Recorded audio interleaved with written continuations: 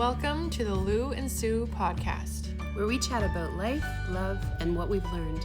So grab your cutest mug and join us.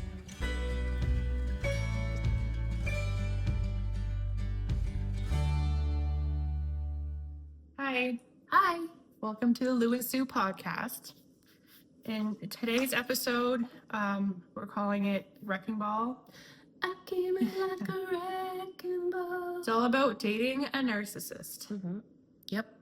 So we were, do you want to do the update first? Yep. Okay. First, before we go into the topic, I'm going to do an update from last week.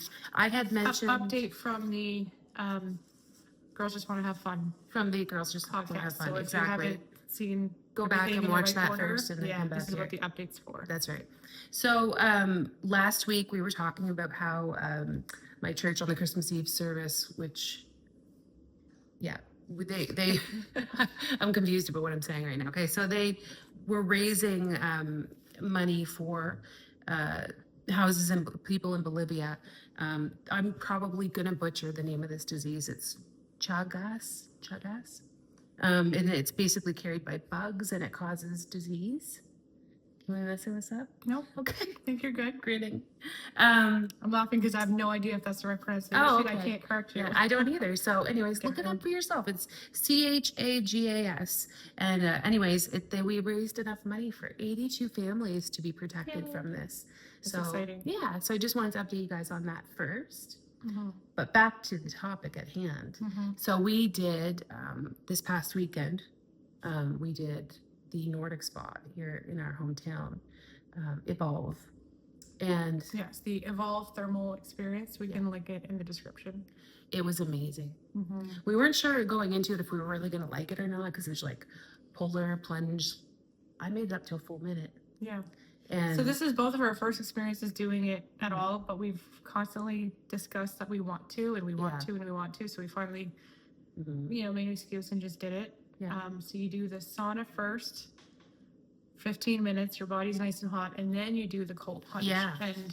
And that's what was psyching me out, was the cold part. Yeah. But it actually feels really good after being in that heat for 15 minutes. Yeah. And the thing is, your core is so hot that when you do the cold plunge, I suggest you pee before you do it. Yeah.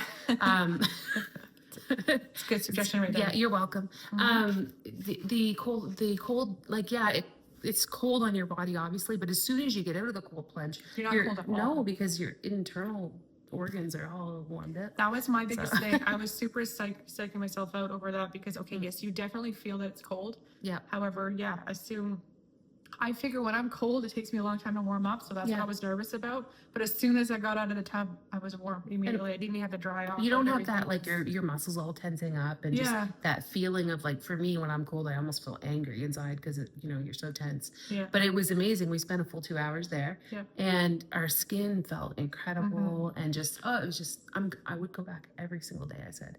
But we went to lunch afterwards, and we were kind of discussing it, and we were so, like, we're not going to eat any junk food. We went and ate it pure and simple and had like a really healthy, I had like avocado toast for lunch. Mm-hmm. Because after you've sort of sweated out all those toxins, you don't want to put crap back in your body.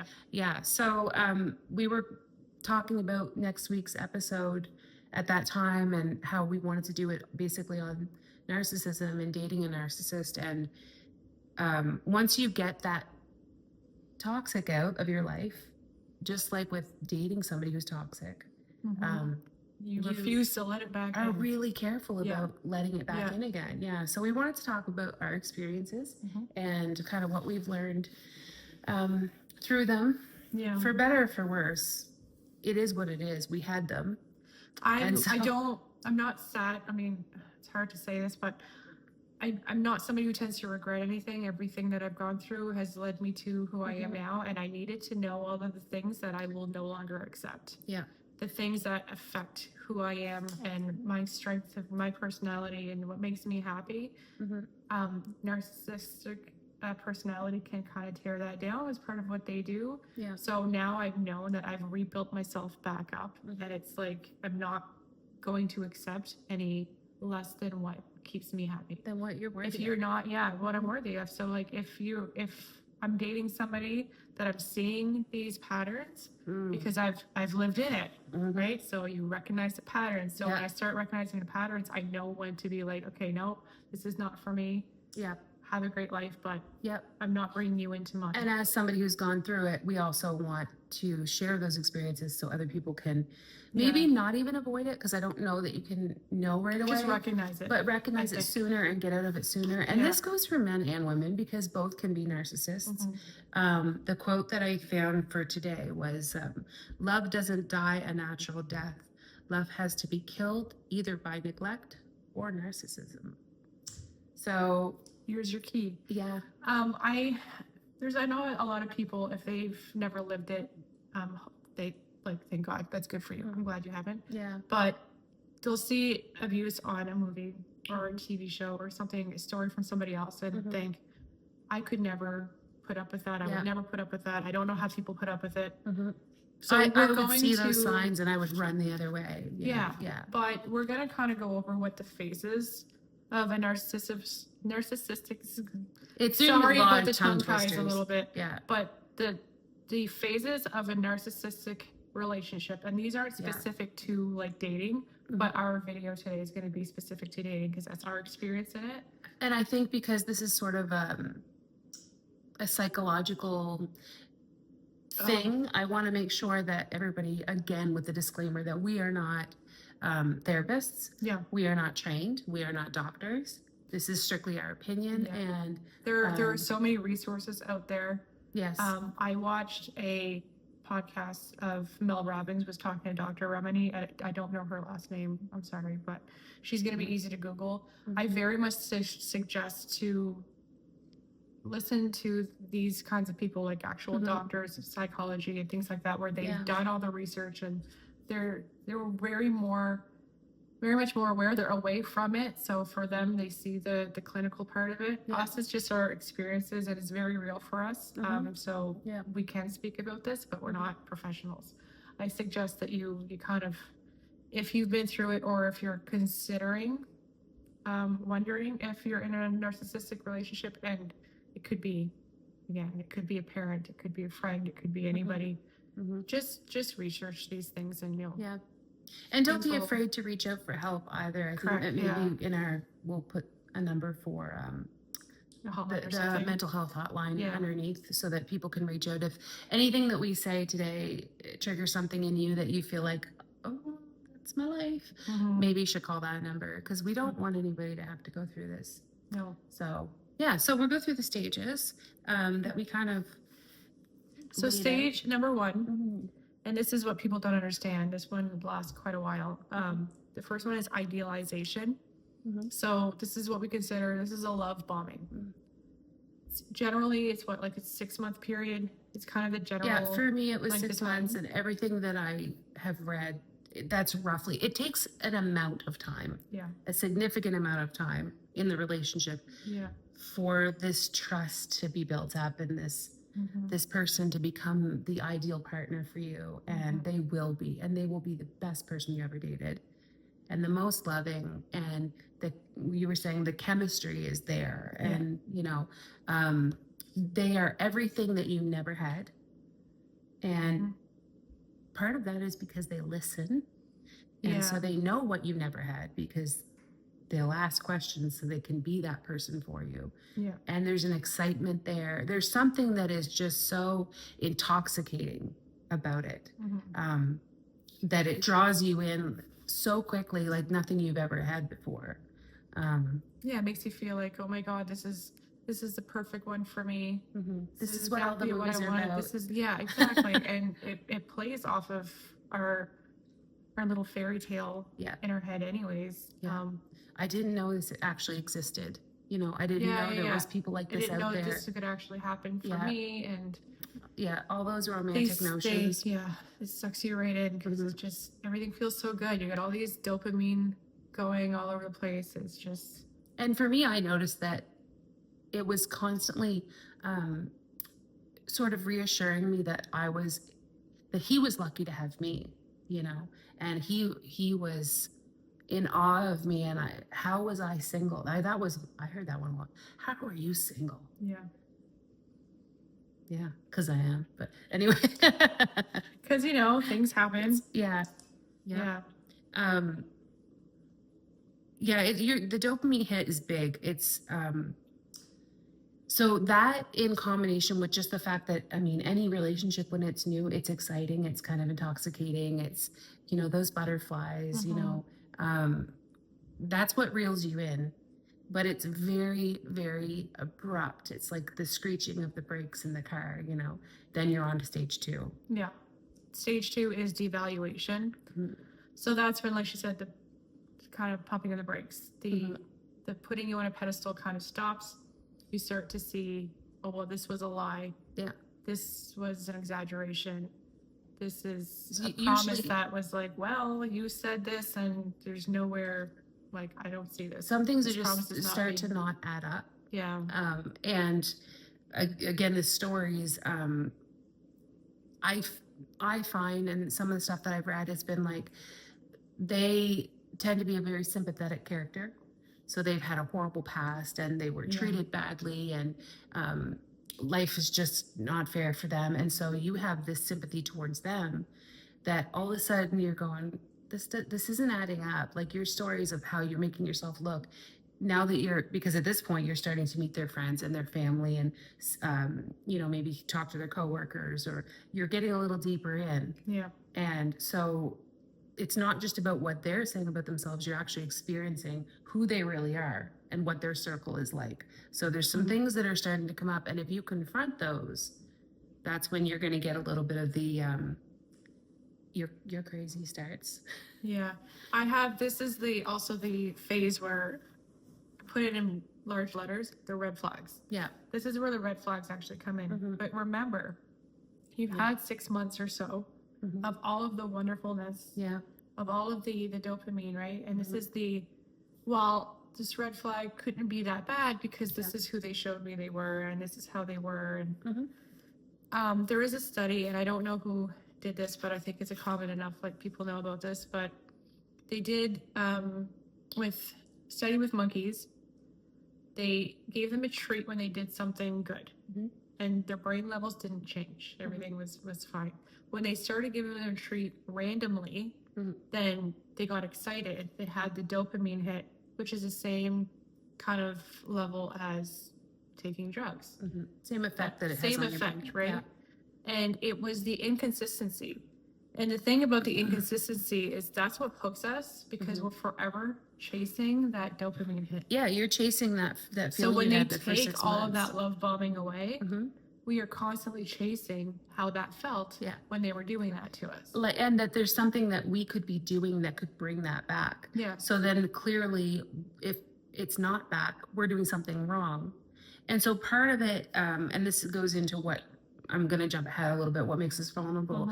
But they say that the type of person that will tend to end up with a narcissist is somebody who is really empathetic towards other people, but not nearly as empathetic towards themselves. So really hard on themselves, and tend to think that if something's wrong, it's us that's wrong first, rather than assuming it's the outside world that's wrong, and doing a lot of self-evaluation. So in this case, you're going to assume that the narcissist is right. If they say something bad about you, or attack your character or your looks or your friends or your family, they're right and you're not.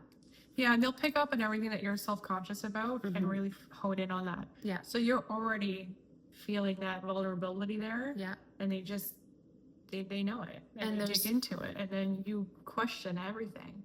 And what goes hand in hand with that is the isolation factor, which this tends to be true. It seems like with every narcissistic relationship is because they don't want you to have a sounding board, and they don't want you to have your friends and family to go to top you down off the ledge and remind you, no, you actually are great and you're not crazy, and this person is not healthy for you if you're feeling this way. One of the things that they'll do is, like you were saying, they listen to what you're saying and they'll like weaponize it against you. So I'll just, as an example, let's say I went to my partner and said, you know, Lou did something wrong. He's going to remember that. And in 6 months, he's going to use that. Why are you talking to Lou about us? You shouldn't be doing that. She's crazy. Do you not remember what you told me 6 months ago? you shouldn't talk to her. She's not your real friend. Yeah. All we need is each other, you know, and oh, that one hit. All we need is, we have each other. We don't need anybody else, you know. Well, they try to get you so isolated that nobody can go anything against what they're saying to you. Right. Yeah. Because everything's about them. Like the whole world revolves around them. Yeah. And they also are incapable of taking accountability. It's all everybody else's fault. Yeah. But if the focus is all on them, and including our focus is all on them, we're not focusing on ourselves. And if we don't have our friends and family that are kind of, you know, have our back and are helping us remind, like she said, remind us how good we are, but just being people that are like, well, that's not actually normal, what he's doing, or things like that. If you don't have that sounding board, then it's so much easier for the narcissist to just kind of get everything that they want. Right? Yeah, and the isolation goes further even than just relationships too. It's isolation with, you know, your workplace, your coworkers. What are they saying? Isolation with your phone, with your social media. That was a big one for me. A huge trigger was at this time, Facebook was really the only major social media that there was. And I can remember him telling me that it wasn't necessary for me. Social media was dumb. It wasn't necessary for me to have it. And so I did actually get rid of my social media for a good, I think 3 or 4 years, or I should say I got rid of my Facebook, only to find out that he had actually had Facebook the whole time. A friend had mentioned something about his Facebook page, and I was like, he doesn't have Facebook. Like, he doesn't believe in Facebook. He doesn't. He thinks social it's media is dumb. Yeah. No, he just didn't want me to have Facebook. Yeah. And you know, there's so many things that stem from that, and a lot of it really just does boil down to lies, whether it's like an out and out lie or just portraying themselves as better than, like they're amazing, and you are so lucky to be with them. So it really flips from the first 6 months, you know, I'm so lucky to have you, to you're so lucky. You're so lucky to have me. It's a good thing we have each other, and we only need each other. And then we're on to the third phase is the discard phase. Yeah. And that could be you discarding them. And if that's the situation, congratulations. Most people end up with going to the fourth phase, but to talk about the third phase a little bit longer, if they're discarding you, a lot of it is that not necessarily fully breaking up with you, but they might be. But then it's getting, if they break up with you, usually if you're this tied in, you start kind of chasing them. And you're trying to get them back, and you're trying to get that, again, dopamine. Everything was so wonderful at the beginning of a relationship. We can get that back. I can do better. I'll be better so that, you know, hopefully you'll be better. Your mind is so completely torn though, because one half of your brain is saying that, and the other half of your brain is saying, I am with a narcissist who's abusing me and beating me down, and I am so completely drained. So you're of these two minds that are battling each other all the time. And going back at least would numb one of those pains, you know? So it's, for me, it was 7. I think I lost track at one point, but I think it was 7. And you know, people around you will say things like, I can't believe that you keep going back. You know, those who knew it was actually a really bad relationship. And I can remember somebody posting a meme once, and it felt like it was directed at me, like for me to see. It may or may not have been, I don't know, maybe that was just me, you know, relating to it, but talking about, oh, congratulations, you're back with your ex. I'm sure this time it'll be great. And I can remember thinking, like, if they only knew how it hasn't been great at all, and it's awful. And to make fun of it, a woman going back to a relationship like that, or a man, is like another low level. It's really awful. It is. And people talk about the hard part is physical abuse is so, you can't question it. If someone physically abuses you, there's no pretending that they didn't. You have the evidence. You have the there's actual evidence. But if it's a mental abuse and emotional abuse, they're, because of how good they are at manipulating the situation, you really question if it's you over exaggerating something, or if it's you taking something wrong, and there's so much question there. Yeah. That it's not black and white. There's no black and white in these things. Absolutely. And we're raised to think, you know, sticks and stones may break my bones, but words will never hurt me. So if it's just words, you should just get over it, suck it up. Don't be so sensitive, you know? And Lou and I have both talked about how much easier, and this is horrible to say, and please, to anybody who's actually been physically abused, we don't mean it as a disparagement towards it, but it would have been easier if they just had to hit us, because it would have been like, okay, well, I'm leaving, I'm out. Yeah. It's so obvious, you know?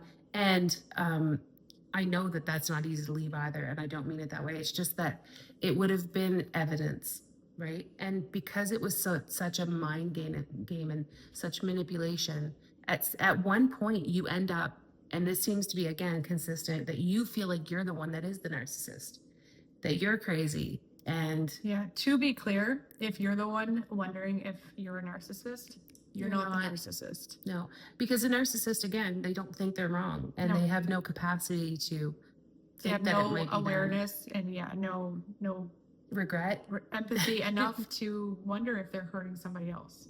Right. The conscience just isn't there. No. So, and again, they're the victim. So during the discard phase also is where like the smear campaign will come in. Like they will talk badly about you and try to get everybody else against you as well, and say, oh, do you see how crazy she is and this and that, so that try to get everything turned on you before you have a chance of speaking the truth. Yeah, is what it is. But before you can kind of make them look bad.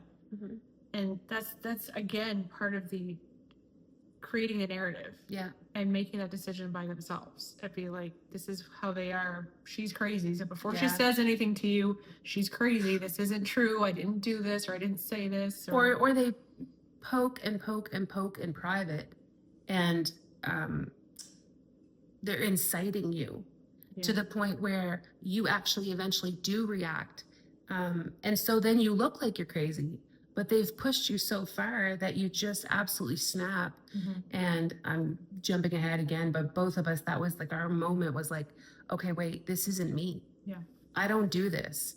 I don't act crazy like this. So this is obviously not healthy for me, and it's making me into something that I'm not. And if you're in it long enough, you can lose yourself, you know, and your worth and your value, and just the image you have of yourself slowly becomes everything that they've told you you are, or that you aren't, rather than what you know to be, yourself to be. So this is what happens, because both of us are the type, like Susan mentioned earlier, where we're very empathetic, more towards other people than to ourselves. So we end up questioning everything, because, well, they had this upbringing, so it explains this, it explains that, and we justify a lot of what they say or what they do, and we explain it away. Yeah. And that in itself is such a red flag, because if you are constantly excusing everything that they're doing, that's a lot of excuses for a lot of bad things that they're doing. But you have so much pity for them, though. Yeah. And you don't want to heap any more hurt on somebody who has told you they've had such a rough life, and the world has just attacked them and beat them down. And I don't want to add to that. So I'll keep taking you back. I'm going to save you. I'm going to be the one that finally shows you that you're loved and that everything's going to be good. And if I can just love you just enough, it's going to get fixed. Because how could you, love fixes everything, right? Love is enough. That's what we're told. Yeah. That's what we're taught everywhere. Yeah. Love is all you need. And you love somebody if you love somebody hard enough, they're gonna come around, and everything's gonna be snap wonderful. Out of it. One of these that just wake up and be like, no, you're right, you are great, and that doesn't happen. And you're not going to change them again. So if you got out of the relationship in this discard phase, if you were able to discard them, then as I say, congratulations. Most of us at least once go through the fourth phase, which is called hoovering. This is where the narcissist in your life will do anything and everything to suck you back in. They'll make promises.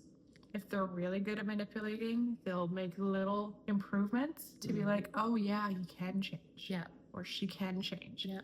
And I see it, there's a glimpse, right? So it's again that dopamine of getting back to that first phase of you know, the love bombing where it's like, I've seen this though. You're so This wonderful. is what I fell in love with in the first place. This is also what they tend to show other people is how wonderful they are to you. Yeah. So that's another part of the isolation, right? So like if when they're out somewhere at a dinner with friends or something like that, or a family event or something, they're so wonderful. Yeah. That when you leave, that's when you have the true, like just the two of you back in the car. That's the actual person. Yeah. But then your family or your friends are left being like, oh, he was so wonderful. Well, what do you mean that he acts like that with you? They can't see it. Yeah. It's funny you say that, because I remember going to my therapist when this relationship had ended. I think I only went a few times, but one of the things that really struck me was, in like as any relationship, when it ends, sometimes you go through your photos and you delete some that you just don't want the memory of anymore. And every event, every photo that I went through, even if this person wasn't in the photo, it was just one of me even, I can remember the fight that happened that after that photo was taken, right? All these smiling photos. I can remember the argument that was picked. I can remember, you know, the chaos that ensued after that. I can remember the back and forth, and I can remember feeling never settled and never safe. Yeah. And, you know, how they are seen to others is so incredibly important. One of the things that used to happen all the time was we would go to the restaurant, and at this time he wasn't working, and I would put the money on the table to pay for the meal. And when the waitress would come over, he would pick it up and hand it to her. It was so important that he, like, why? Just leave it on the table, you know? But he had to be seen as a certain way by the outside world. Yeah. The one with power. Yeah. And because I am the way I am, I'm going to let him have that moment, of course, you know? But though that is definitely a red flag, you know, if they care more about how everybody else feels about them than how you do when you're the person who is loving them, that's not normal, and that's not okay. Yeah. Yeah, it's difficult. And it's just one of those things where it's like, and by the way, I'm going to have on our Instagram the 4 phases, just they have a little bit of a excerpt you should in. Yeah. And try to be more aware of it. Maybe you're not in a narcissistic relationship, or you haven't been in one, but maybe just kind of keep that in mind in future relationships to see it if it's happening, see the signs, see like the love bombing so hard and so extreme in the beginning is a red flag in itself. And it's hard to be like, well, I want to believe the person. I want to enjoy the excitement of the new relationship and all of that stuff. Yep. But there is a certain amount of too good to be true. Oh, 100%. You have to kind of keep that in mind. You have to be a little bit aware. Yeah. And a little bit, like, don't just go right into it, because this is how they suck you in. Having your guard up is not a bad thing. Yeah. And I think because it takes usually, I mean, there is no set number, obviously, but it takes a while for you to get out of that first love bombing stage. So if you've invested 6 months in somebody, in this world where it's really hard to meet somebody, most people don't even make it past the first date. If you're in it that long, it makes it harder to walk away. And then again, the longer you're in it, it makes it harder to walk away. So even once you're out of the love bombing stage, all you can think is, man, I've got like 2 years invested in this person, 3 years invested in this person. If I could just hold on another 6 months and it got better, then those 3 years are worth it. But it's not. Like, do you want to be in it 6 years and still dealing with it? Walk away. It's not going to get better. No, and this is the thing too, is that hope, as far as I'm kind of getting ahead a little bit as far as the healing part goes, but hope that somebody with the narcissistic personality can change is the biggest barrier to you healing. Yeah. Because they're not changing, period. And it's doing is holding you in that trap. They're not even aware that they have this personality style. They're not even aware that there's anything that needs to be changed. No. And they don't care. And I think the most important thing here is that there is nothing you can do to change that. So don't put that on yourself. I know we do, and it's natural, but don't put that on yourself. If they have that style and they are not even aware of it, they don't even know, there's no accountability. If there's no accountability, there's no change. Yeah. And you can't force somebody to be accountable for something. No, and most likely, from everything that I've read, narcissism is you're not born with it. It's something that's developed through their childhood. Yeah. So unless they're willing to seek help, which is possible, people can heal from narcissism, but they won't heal while they're in a relationship. They're going to heal when they seek help on their own and go through therapy, and have that time to reflect and really work on themselves. It's not going to be a thing of overnight. And it didn't happen overnight. Well, that's the thing, right? It didn't happen overnight. And the same with you healing from the relationship. Yeah. The putting you down and taking away your self-esteem and all of those things did not happen overnight. So you're not going to heal from it overnight either. Right. So it takes therapy, it takes friends, whatever form of therapy that is for you. So don't let go of your friends. That's number one. Yeah, definitely. If you allow them to isolate you, you're going to be in that trap so much further in. Yeah. And just, again, the whole idea that you're weak for staying. There's a book written by Alan Carr where he taught how to quit smoking the easy way, which both of us highly recommend. It definitely works. Yeah. It's worth the read. If that's all you do is read it, do it. It's worth it. But he talks about how addiction, people think, oh, well, you're addicted to cigarettes. You must be so weak. But it actually takes a very strong person to be addicted to anything, because it's not easy to be addicted. It costs a lot of money. It takes time.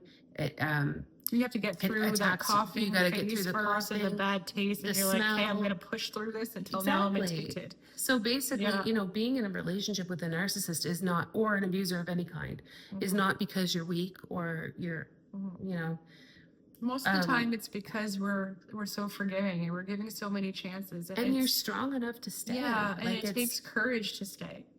That's not to say, here's a pat on the back, you must be so strong. Don't stay. It's does just take that a strong person we to understand you is what we're saying. Yeah, absolutely. So there's so many things that it's that are wrapped up in it, and I'm sure everybody's experience is different, and I actually am excited to read the comments on this one. Yeah. Although my heart's going to break every time I read one that somebody's been through this. But it's so common too. That's another thing is, my husband has been through it, and you've been through it. I've been through it. Pretty much everyone I know has dated somebody short-term, long-term, that has had some, at least narcissistic tendencies. Yeah. I think there's definitely different levels. Like you were saying, there's an actual narcissistic disorder. Yeah. Which is... So Dr. Romani was talking about this, where actually it's almost impossible to get an accurate number, but she figures it's about 1 in 5 people have enough narcissistic personality to cause a problem in a relationship. 1 in 5 is a lot. Yeah. That's a lot of people. Yeah. And there's different levels of that. There's, I don't know what all the terms are. You can look that up, and it's kind of everywhere. Yeah. But they'll have different levels of it. And the kind of mid-level, where it's what we went through. Yeah. There's still plenty of abuse there, but there's enough questioning. Yeah. If it's us or not. Yeah. Well, that's the thing. Like, it's so common, and it's scary how common it is. Yeah. And it's not just in relationships. Like, the 1 in 5 people could also be.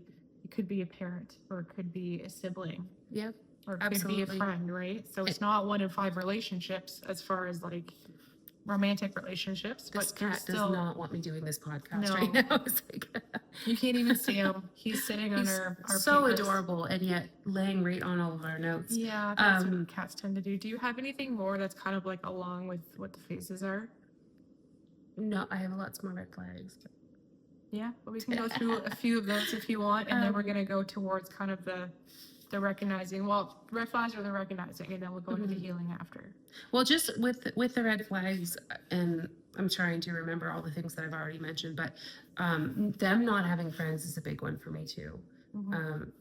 You know, if you've made it to, let's say, 30 years old, okay, and your coworkers don't like you, and you have no friends. By the way, this can happen to people, and that's really sad. And I'm not saying you're a narcissist if this is you that I'm describing, but if you're dating somebody, you might want to be a little bit aware if nobody has anything nice to say about them, and you introduce them to people, and people are like, nah, I don't know how I feel about that person.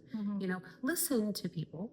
Well, look at their faces. Look at their reactions, because oftentimes people are going to be nice and they're like, oh, you're in a relationship with them. Okay. Yeah. Good luck. Yeah. Or they'll say like little things, or you'll see it in their eyes or something like that. Be aware. Yeah. And not necessarily make all your decisions based on that, but that probably comes from somewhere. Yeah. And then that person is going to say how crazy that other person is. Right. Yeah, absolutely. Yeah. Yeah. They'll warn you against that. Yeah. No, that's pretty much all I have for that. So Dr. Ramani also, she has a book that's called It's Not You. And it's about healing from narcissism. I have not read it, but I feel like it's one of the books that I'm going to get. One of her suggestions on how to kind of recognize it and maybe get to the point where you're a little more comfortable and ready to actually leave. She calls it an ick list, which I think is genius, because you write the things down that they do that are wrong, or whatever, however you want to say it. All the things that made you feel ick. And if you have them written down, you'll keep rereading them, and you start wondering, it's like, you can't unsee it after a while. It's like, oh, I forgot that happened. Yeah, that did happen. And that happens repeatedly. Yeah. And when you get to the point where, and I have never written these things down, but this is something I resonated with. If you get to the point where you can predict how an outcome is going to happen because you've seen it, it's a pattern. Yeah. All of these patterns, you have to recognize them and be aware of them, because if people have these patterns, the patterns aren't going to change. Yeah. That's just who they are. And no matter what you try to do and different ways you try to approach things, it's going to be the same result. Yeah. So having an ick list is a good way to be a little bit more hyper aware of what things are, because we tend to cherry pick the good things and we focus on, well, that 5 years ago, that was a nice trip that we took to that place. And well, even so, the day after you end the relationship and you're sitting there and you're in that period of mourning, because even if a relationship's not good, you still mourn the end of it. Sometimes, like I think I coined this term, which is really exciting to me, but it's called the rose-colored rearview mirror. And it's, no matter how bad it was, and you had all these reasons in your head for ending it, when you look back, for some reason, all you remember is the good. And even as you're getting into new relationships, because you had that 6 months of the love bombing and the perfection, the next person you date is not going to measure up. They're just going to be a normal, everyday, nice person. And that's not going to give you that endorphin rush. So that's almost like something you need to heal from too before you date. Because if that's what you're looking for, I could see how you would get back into another narcissistic relationship immediately after. It's just going to keep repeating. Yeah. And I think that is, even if you do, on paper is going to be the best way, but also do a little bit of an ick list in your head too. Yeah. And but on paper's good because it on is paper's really good visual, because right? you can't unsee it. Is the point, right? It's still there. But not always focus on the negative either, but just don't always focus on the good, because you have to be basically just real. Be real with what was actually happening. And be real to the people that you're talking to. Yeah. About that situation. Be honest about everything. Yeah, because if I came to you and I told you everything was great, then when I finally do come to you and tell you the truth, it's going to be harder for you to be there to support me through it, you know. It's scary to do, though, because if you still want to work it out with this person and all you've done is bash them to your friends, well, your friend's not going to like them. Yeah. You know, so it's hard to come back from that, your friends or your family. But yeah, I think it's really important that you have that list. And we all know that if you're very new into a relationship and somebody does something that for you is really a deal breaker, that ick that they call it, you know, you get that. And then all of a sudden, even if this person was like a 10 out of 10 for you, they're like, they're not cute anymore. You don't see them the same way. So coming up with those icks really can change how you see the person. Because it works the opposite. If somebody love bombs you, they might not even have been the most attractive person. Like my narcissist was not my type. I didn't even think he was cute. But that 6 months of love bombing, oh my goodness, was he ever cute after that? So quickly. Yeah, exactly. And it's funny looking back because I remember thinking that when I first met him. Like, I don't think you're cute at all. But and then on the flip side, somebody that you were very attracted to can become, after a while, you start looking at them differently, and any glimpse of them is like, oh, behavior makes them hideous. Just makes my skin crawl now. Absolutely, yeah. And I think men and women can relate to that. You can have the most gorgeous woman in the world, but what did what's the guy from Maroon 5's name? Oh yeah, him. Adam Levine. Adam Levine. Well, this might not even be his quote because this was like on Facebook. It said this, but it was So your face is no. It wasn't him. It was John Mayer.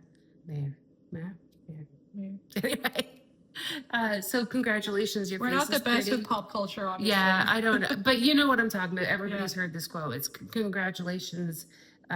You're pretty, but you have a horrible attitude. Congratulations about your face or something. And it's like, it doesn't matter. Like, that was horrible. You're probably going to want to cut that whole thing out of there or leave it, whatever. But yeah, it just, looks can only take you so far. And I've seen enough 80-year-olds to know that you can't tell when somebody's 80 if they were a handsome man when they were 20 or if they were the nerdiest. Hi, kitty. The nerdiest of the nerds. You really can't. We all age differently, and we all age out of our looks to some degree. Well, it's the song. Oh, I wish I knew who it was, but like, she ain't pretty. She just looks that way. Oh, that's the Northern Pikes. There you go. I knew that one. So that's kind of the thing. It's it works both ways. And that's kind of. But a lot of times, a narcissist is more because they think everything's about them. They're more concerned about what they look like, so they take better care of themselves, so they tend to be a little bit more on the attractive side to start. Definitely. Like semi-OCD about like cleanliness and your beard's perfectly trimmed, having a certain kind of shoe they'll wear, and very, very particular about things like that. And in my case, and I don't know if this is everybody, but in my case, one of the things that it kind of evolved to as well was me not being as pretty. So, and what I mean by that is if I wore makeup, he would say, you don't need makeup. It got to the point where it was like, you don't need to shave your legs. And I was like, I'm going to shave my legs. And he told me that that was media telling me that I had to do that.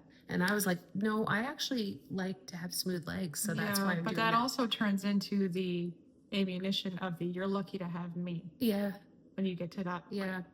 Yeah, absolutely. And then you get to the point of like, you're questioning yourself, like, am I too materialistic or too full of myself that I feel like I need makeup? Like questioning everything. See, this is the tearing us down because honestly, if I dress cute and I have my makeup on and my hair is nice, I feel better about myself. That's why we do it. If you don't have those things and he's telling you not to do these things, you don't feel good about yourself. Yeah. And that's what they do. And to make I never really realized that. That's true though. Yeah. And to weaponize it and make it about like, well, you feel like you need this because don't tell me how I feel. I put my makeup on or do my hair some days when I'm not even leaving the house. If I'm having a bad day and I want to feel better, it's just a boost. Or I get a new eyeshadow and I'm like, oh, I really want to try this. I'm a girl. Yeah. Like I want to be girly sometimes. Yeah. So, just being, again, really rooted in who you are. Yeah. I think is a good way to avoid it too. Be solid. Because I know that where I was at maybe was part of it that made me vulnerable to it. I wasn't in the best place and my self-esteem was already really low. I was down, and maybe if I had been more up, I wouldn't have been as vulnerable. Yeah. So you would have probably seen some of the red flags a little bit sooner. Yeah. Although I can be honest with you and say that I didn't even know what the word narcissism was. I had never heard it before. So it took me a while to even figure out what this was I was dealing with. And that's the same for me. Like my first real introduction to it, I was a strong, confident person. And then I met a narcissist. And so then you were the opposite. All of a sudden it was like, again, because I'm a very empathetic person, he got in and again, I don't believe that they're even aware what they're doing. They're so manipulative and they're selfish, I think is more what it is than anything else. But they know how to get in, and it tore me down, and it completely changed everything. And what worked for me was when I realized I was so not myself. Like I was so worked up in an argument that I actually, like I had, my fist was balled up and I was like, this is not me. I don't get this angry. I don't scream at people. And that was my indication of like, I am a completely different person right now. It is time to leave. You're losing yourself. And that's what I needed. And that's something for being aware of things. A little bit of an awareness is if you're doing things that are not you, and it changes who you are. And they're actually contrary to the core of who you are, and you've always been. Like a little bit of compromise and molding here and there is going to happen, but and that's your core values should never be changing. That's it. Yeah, you're letting them go in order for somebody else to be happy, and everything has to. And that was another one, is that everything has to be on their terms. And it goes right down to like, I don't like that kind of coffee. We're never having that kind of I'm just using an example. We're always going to have this kind of simple coffee. Things like that, and it's piled on top of each other, right? And it just keeps happening to the point where it's like, oh, this is my whole life is dictated by this person. And it builds slowly. And this is what a lot of people, I think, don't understand, how much this slow build is how we get sucked into these things, and why it's so hard to get out, because it took so long to get into this that it takes a lot to unpack everything and actually be aware of everything before you know how to get out. So honestly, once you're out, I'm still finding things years later that I'm like, oh wow, I forgot about that. Like my memory just kind of repressed that because I knew how bad it was, and I just wouldn't think about it.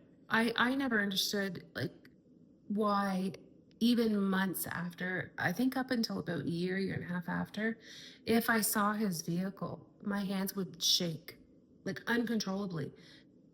I don't know why. So I think that people need to understand that there's even some PTSD there. And, you know, I think that there's a chemical change in us that occurs during that dating period. That it's not just a physical change, it's chemical. So for that to be undone is going to take some time and exposure too. You know, unfortunately, I had to be in the same town and I couldn't get away from that. I was very fortunate that I did not see so it's again. So but it's just like we physiologically get addicted to them. It takes a while to physiologically, there's a lot of tongue ties, get detached from them. But to get detached from them, it takes time. And don't be so hard on yourself, because it takes time. So talk to people, read these books, listen to podcasts, whatever you need to do to remind yourself that you are strong. You are capable. I have to kind of go into the healing thing, I have a quote that really, really hit me yesterday. It's Vanessa Van Edwards. She said, if you sit within 25 feet of a high performer, your own performance increases by 15%. But here's the kicker. If you sit within 25 feet of a low performer, your own performance decreases by 30%.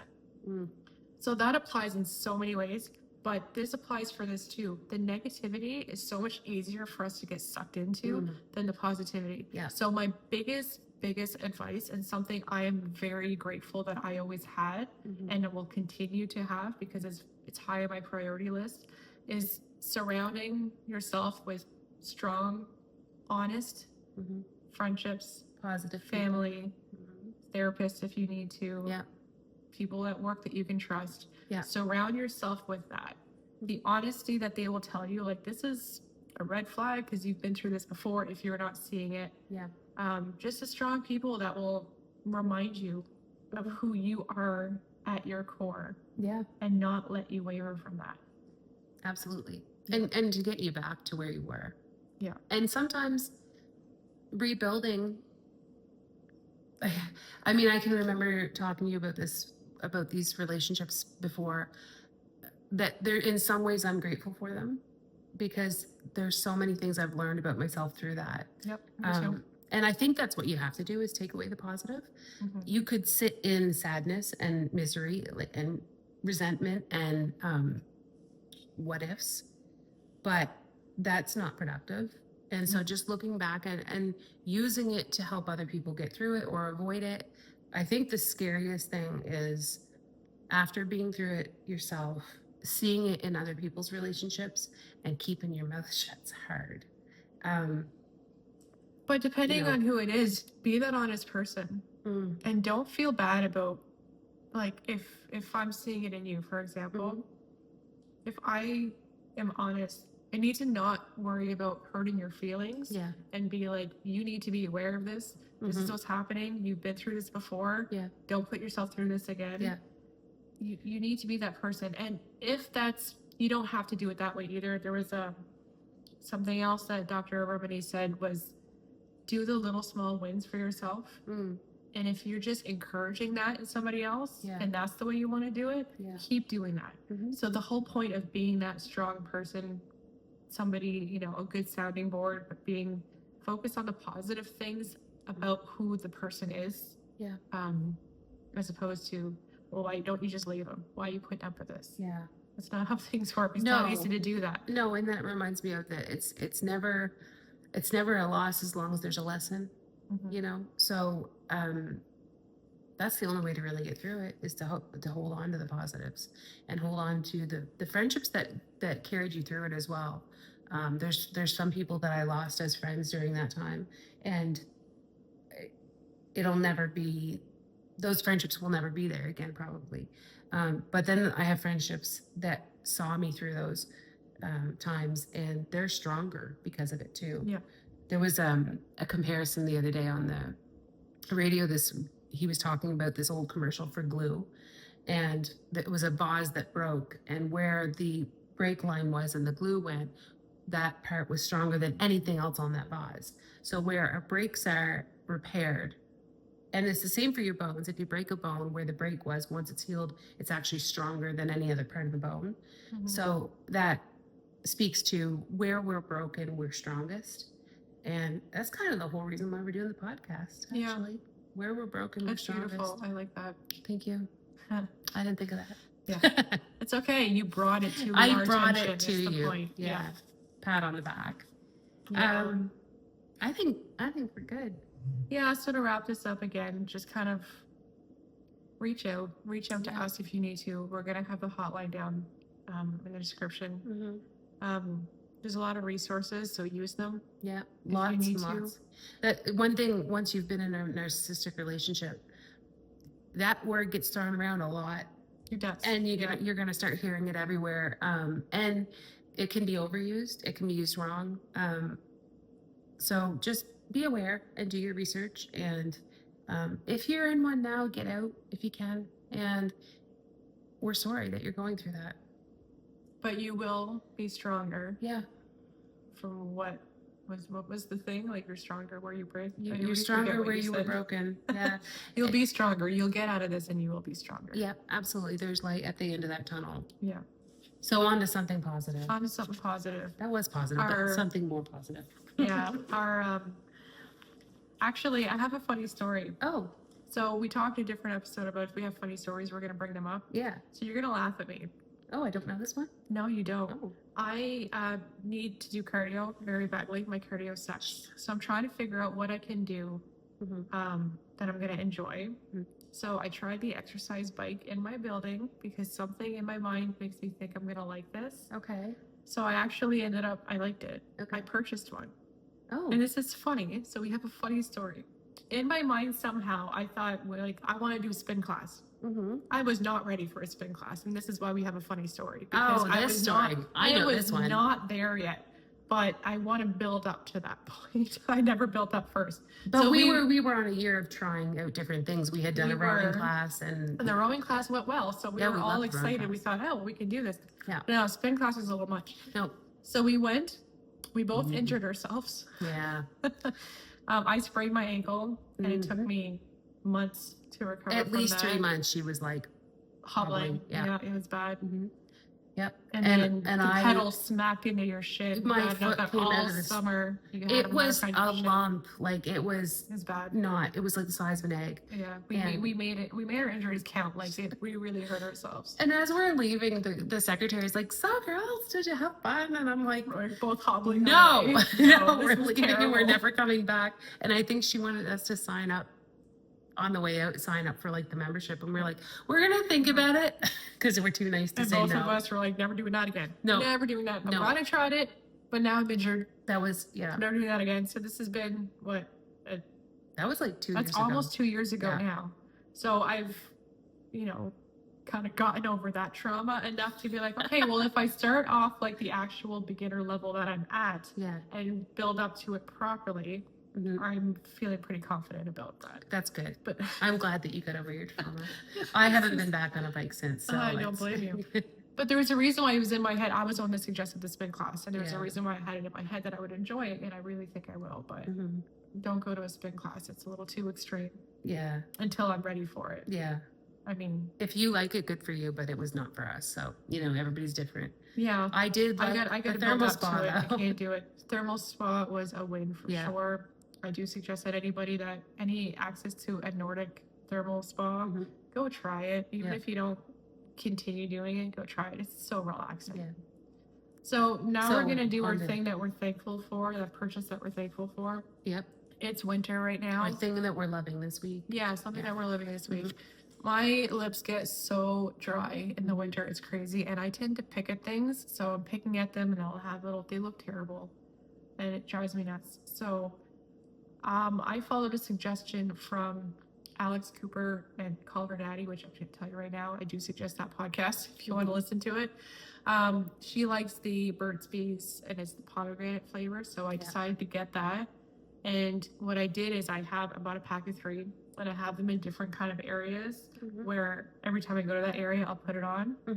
And it healed almost immediately. And what I like about the Burt's Bees is that a lot of the just regular lip stuff that you use almost makes it worse. Like if you're not putting it on every hour. As soon as it's off, it's like your lips are drier than when you start it. So much. I don't find the Burt's Bees does that at all. I don't either. And it's funny that when I came in today to prep for today's podcast, we were talking about our favorite things, and I had just been to the store and bought 2 more of the Burt's Bees because I got one for Christmas from my daughter in my stocking.